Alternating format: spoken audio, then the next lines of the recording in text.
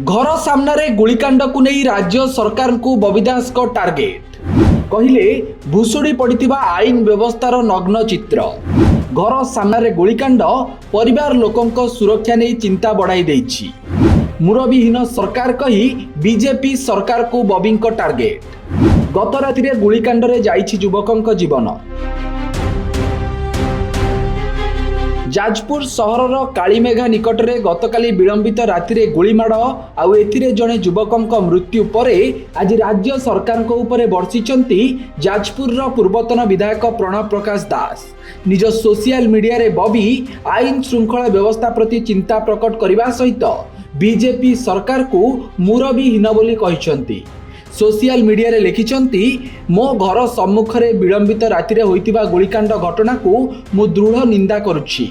एक नीतिहीन सरकार रे भुशुड़ी पड़िथिबा आईन व्यवस्थार यह नग्न चित्र।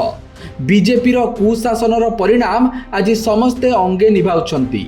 अपराधी माने भयशून्य, बीजेपी सरकार संवेदनहीन और जनता आतंकित। घर सामने गुली फुटिबा परिवार लोकंक सुरक्षा नहीं चिंता बढ़ाई देछि।